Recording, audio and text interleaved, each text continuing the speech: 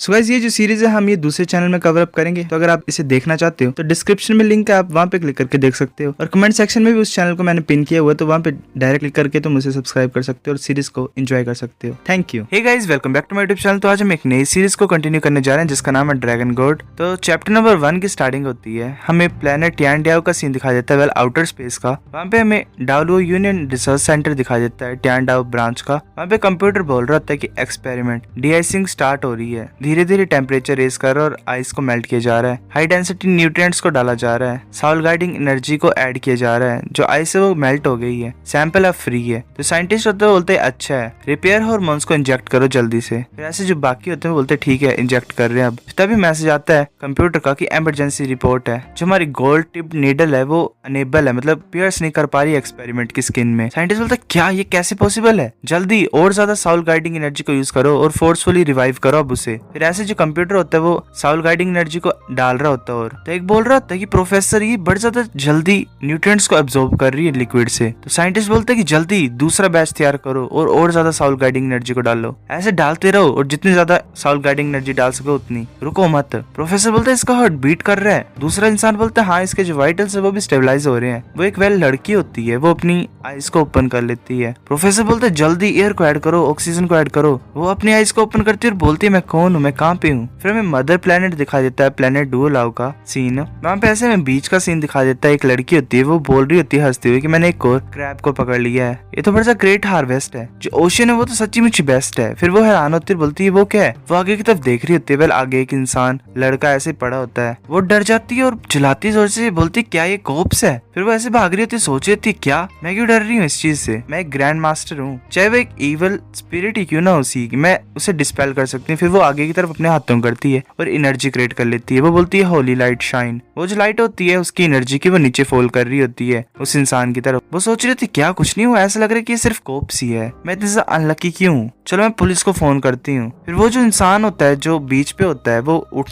जाता है। वो लड़की डरती है और भाग जाती है, बोलती क्या ज़ॉम्बी। वो पत्थर के पीछे छुपी होती है और कांप रही होती है। वो उस इंसान की तरफ देख रही होती है, वो इंसान खड़ा हो जाता है। फिर वो लड़की ब्लश करती है, वेल कपड़े नहीं डाले हैं। फिर वो अपने छुपाने की कोशिश कर रही होती है अपने मुंह को, आंखों को, क्या ही छुपा रही है। वेल वो लड़का बोल रहा था ये कहाँ पे है, मैं कौन हूँ। तभी हमें नॉर्थ पोल दिखाई देता है प्लेनेट डुओलाओ का। वहाँ पे कोई बोल रहा होता है कि हमने सोर्स ऑफ लाइफ सिग्नेचर को फाउंड किया है, 1/2 मीटर की डायमीटर है उसकी और 30 सेंटीमीटर की विड्थ है, ये एक ओवल शेप में है, कोई भी साइन नहीं है डेंजर के। बॉस हमने सक्सेसफुली रिट्रीव कर लिया। वेल उन्होंने एक एग फाइंड किया होता है। वो बोल रहे होते हैं इसकी अपीयरेंस तो एक एग की तरह है। तो एक जो मेल होता है इंसान वो बोल रहा होता है कि ये देखने से तो एग ही लग रहा है और किसी एंशिएंट स्पिरिचुअल बीस्ट ने छोड़ा हुआ है। हमने मेरे को लगता है कि एक बहुत बड़ा जैकपॉट को हिट किया है। वेल वो लांजायो होता है जो हेड रिसर्चर है डाओलुओ यूनियन रिसर्च सेंटर का, टियानडाओ ब्रांच का। और साथ में एंशिएंट स्पिरिट बीस्ट रिसर्चर है, उसी के साथ नानचैंग होती है जो भी वो भी एंशिएंट स्पिरिट बीस्ट रिसर्चर ही होती है। लांजाओ बोलता है कि ऐसा लग रहा है देखने से कि जो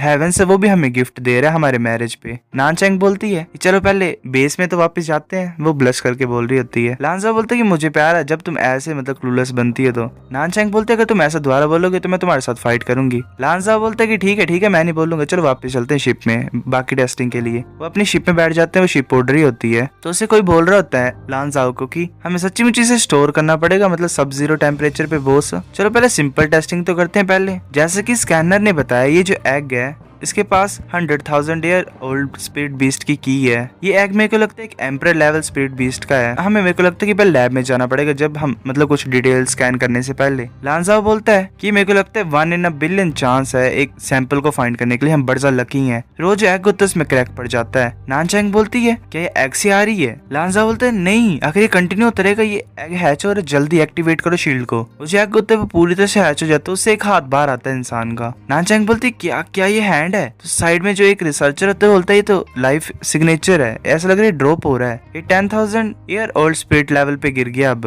वैसे एक पूरी तरह से टूट जाता है। वो रिसर्चर बोलता है कि जो लाइफ सिग्नेचर है वो और ज्यादा ड्रॉप हो रहा है, अभी 1,100 ईयर ओल्ड ऐसे मतलब गिरता जा रहा होता है। लांजा बोलता है ये तो वो एक पूरी तरह से शैटर हो जाता है और वहाँ पे एक बच्चा होता है, वेल इंसानी बच्चा, वो भी एग से। वो बोल रहे थे कैसे पॉसिबल है। लांजा बोल रहा होता है कि ये तो ह्यूमन बेबी है। रिसर्चर बोलता है कि बॉस जो लाइफ सिग्नेचर वो स्टेबलाइज हो गया है, अब ये ह्यूमन बेबी के लेवल लेवल का है। लांजा सोच रहा होता है कि हमने क्या फाइंड किया फ्रीजिंग आइस नॉर्थ पोल पे, एक ह्यूमन चाइल्ड जो कि एग से हैच हो रहा है, ये पॉसिबल कैसे है। लांजा बोलता है कि जल्दी टेस्ट को रन करो दोबारा। तो रिसर्चर बोलता है ठीक है। नानचैंग बोलती है कि डाटा के अकॉर्डिंगली सब कुछ ये बोल रहा है कि ये एक ह्यूमन बेबी है, ये शेल को ईट कर रहा है क्या। वेल वो सच्ची में मुझे शेल को ईट कर रहा होता है। लांजा सोच रहा होता है क्या ये सच्ची मुझे नॉर्मल ह्यूमन बेबी है। तो ये रिसर्च एक्सपीडिशन इन शेल के अलावा हमारे पास कोई भी डाटा नहीं बचा हुआ है, तो वो उन सभी शेल्स को लेके चल पड़ता है। वो जो बच्चा होता है वो उन शेल्स की तरफ देख रहा होता है और वो रो पड़ता है बड़ी जोर से। लांजा बोलता है कि ये रो क्यों रहा है ऑल ऑफ द सडन। नानचैंग बोलती है कि तुमने इसके फूड को ले गया तो इसीलिए तो रो रहा है। लांजा बोलता है अच्छा ऐसी बात है। वो फिर शेल को फिर से खाने लग पड़ता है और चुप हो जाता है रोना। नानचैंग बोलती है कि देखो ये रो नहीं रहा और पर हम क्या करेंगे हम इसके साथ। लांजा बोलते वेल चलो कुछ और दे देते हैं इसे। फिर वो ऐसे एग शेल्स को दे देता है कुछ उनको और बाकियों को ले जाता है। रिसर्चर बोल रहा था कि ये शेल हमारे पास सिर्फ 10% लेफ्ट है बॉस, ये ट्रबलसम हो जाएगा। बहुत टाइम पहले मतलब जो यूनियन थी उन्होंने भी बहुत ज्यादा पेनलाइज किया था फेक रिसर्च प्रोग्राम को जो भी चल रहे थे। हम एक्सप्लेन नहीं कर पाएंगे अगर हम खाली आ जाएंगे तो। लांजा बोलते मैं समझ रहा हूँ कि कितनी ज्यादा खतरनाक सिचुएशन है। नानचैंग ने बाकी शेल जो है वो सेव कर लिए हैं तो हमें वही रखने पड़ेंगे रिसर्च पर्पसेस के लिए। नानचैंग हैरान होती है, वो बोल रही होती है ठीक है। वो बच्चा रो रहा होता है। लांजा बोल रहा तो यही होप कर सकते हैं हम कि हम कुछ यूजफुल फाइंड कर लेंगे उन शेल से, वरना तो बहुत बड़ी खतरनाक सिचुएशन अपेयर हो जाएगी जिसका हम कुछ भी नहीं कर सकते हैं। फिर ऐसे उनकी जो शिप है वो एक प्लेनेट में लैंड हो जाती है। वो बच्चा रो रहा होता है बहुत जोर जोर से। लांजा और नानचैंग तो सोए होते हैं, तो वो जो शेल्स होते हैं वो ग्लो करने लग पड़ते हैं और एक गोल्डन कलर की स्मोक में कन्वर्ट हो जाते हैं। वो उड़ के जा रहे होते हैं ऐसे, मतलब पूरी शिप में घूम के वो उस बच्चे के पास चल जाते हैं और उसके मुंह में एंटर कर जाते हैं। वो बच्चा फिर शांति से सो जाता है। वो शिप जा रही होती है, फिर वो प्लेनेट में पहुंच जाते हैं। नानचैंग बोल रही होती है तो बड़ा अच्छी स्लीप थी, वो बच्चा भी नहीं रोया, चलो चेक करते हैं उसके ऊपर। नानचैंग बोलती क्या हुआ तुम सभी को, क्या कुछ गलत हुआ है। फिर वो हैरान होती है, बोलती क्या हुआ। लांजा बोलता है कि जो लास्ट पीस था एगशेल का वो भी गायब हो गया है। नानचैंग बोलती है कि ये मैं नहीं थी, मैंने नहीं किया कुछ भी। लांजा बोलता है कि पैनिक मत करो, मैं बिलीव करता हूँ तुम्हारे ऊपर, जो सिक्योरिटी कैमराज हैं वो आंसर दे देंगे। फिर हमें बताया जाता है कि जो सर्वेलेंस कैमराज थे उन्होंने आंसर तो शो किया, जो एग था वो ऐसे ही थिन एयर में डिसअपियर हो गया, एक सिंगल मार्क भी उसने पीछे नहीं छोड़ा। लांजा बोलता है कि हमारे पास तो कोई भी एविडेंस नहीं है और दूसरे आइडियाज भी नहीं है कुछ। रिसर्चर बोलता है कि अब हम क्या करें बॉस, हमें ऐसे कुछ नहीं होगा, हम ठीक ही होंगे क्योंकि हमें कोई भी सैंपल्स और डिस्कवरी नहीं मिले, पर नेक्स्ट टाइम हमें ज्यादा हार्ड वर्क करना पड़ेगा। पर इस बच्चे के साथ क्या करोगे तुम। नानचैंग बोलती कि मैं इसे बड़ा करूंगी।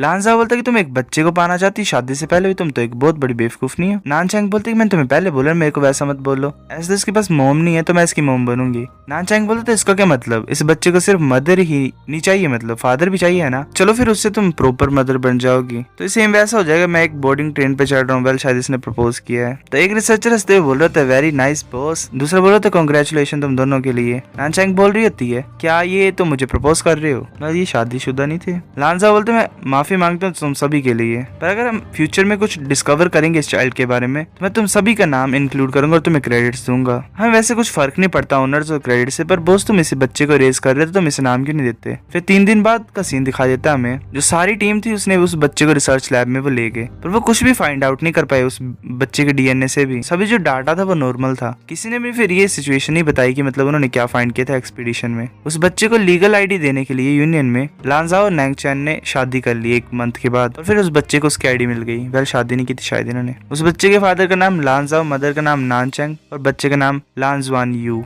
वेल लांजवान ही बोलेंगे। फिर ऐसे हमें प्लेनेट डालुआ यूनियन रिसर्च सेंटर का सीन दिखाया जाता है, टियानडाओ ब्रांच का। वहाँ वो लड़की ऐसे बैठी होती है तो उसके पास एक दूसरी लड़की जाती है, बोलती है नाना तुम ऐसे क्यों जोन्ड आउट हो गई हो, तुम चुप क्यों हो। तो वो लड़की बोलती है अच्छा तुम यहाँ पे हो। वेल वो बड़ी सुंदर लग रही होती है, तो जो रिसर्चर होती है जो साथ में आई होती है लड़की, वो भी हैरान हो जाती है। वो बोलती है कि मैं तुम्हारे साथ इतने ज्यादा टाइम से थी, पर मैं अभी भी तुम्हारे लिए मतलब गिर जा रही हूँ तुम्हारे प्यार में, पर आज बहुत बड़ा दिन है। वो लड़की बोलती है वो दिन मैं उसी के लिए सेव कर रही हूँ, उस लड़के के लिए जिसे मैं लाइक करती हूँ, पर आज क्या होने वाला है। वेल क्या बोल रही है। वो रिसर्चर बोलती है कि तुमने रीड नहीं किए लॉज के यूनियन के, 6 साल की मॉनिटरी के बाद जो भी अनआइडेंटिफाइड पर्सन होता है, जो कोई भी थ्रेट को कोज नहीं करता है और जो ये कसम खाता है कि वो कुछ नहीं करेंगे, उन्हें टेम्परेरी सिटीजनशिप मिल जाती है और 10 ईयर्स के लिए सेम चीज होती रहेगी, तो तुम्हें एक परमानेंट सिटीजनशिप मिल जाएगी। अगर तुम पेपर वर्क आज कर लोगे तो तुम्हें टेम्परेरी सिटीजनशिप मिल जाएगी। अभी वो लड़की बोल रही थी टेम्परेरी सिटीजन, वो भी यूनियन की। वो दूसरी लड़की बोलती है इसमें गलत क्या है, ये तुम्हारी मेमोरीज वापस आ गई है। वो लड़की बोलती है मेरे को ब्लरी सी इमेज आती है पर मुझे याद नहीं आता है। तो वो दूसरी बोलती है कि चलो वापस जाते हैं और पहले पेपर वर्क कर लेते हैं। वो नाना बोलते कि ठीक है, फिर हमें मेन प्लेनेट दिखाई देता है, प्लेनेट डॉल्वो का सीन। वहाँ पे ऐसे ही एक कोई बोल रहा होता है टांगली, ऐसे तुम्हारा बिहेवियर हमने 6 ईयर से देखा है, तुम सेफ हो और तुम्हें भी हम टेम्परेरी सिटीजनशिप ग्रांट करते हैं। अगर तुम लॉज को ब्रेक नहीं करोगे नेक्स्ट 10 ईयर में तो तुम्हें परमानेंट सिटीजनशिप भी मिल जाएगी। बस सामने लड़की होती है, वो ब्लश कर रही है उस लड़के को देख के। वो लड़का बोल रहा था थैंक यू। फिर वो जो लड़की होती है जिसने उस लड़के को फाइंड किया होता है वो बोल रही थी क्या सब कुछ कंप्लीट हो गया। वो हंसती हंसती बोल रही थी हमने कर लिया, अब तुम हमेशा के लिए मेरे हो गए। मैं सभी को दिखा सकती हूँ लोगों को कि मैं किस तरह के लिए कैपेबल हूँ। सो गाइस चैप्टर नंबर 1 यहीं पे खत्म करते हैं। अगर वीडियो पसंद आई है तो लाइक करो, ये सीरीज पसंद आई है तो लाइक करो। वेल मुझे पसंद है, वेल मैंने काफी पढ़ी है। हाँ तो अब सब्सक्राइब भी कर देना। तब तक के लिए बाय बाय।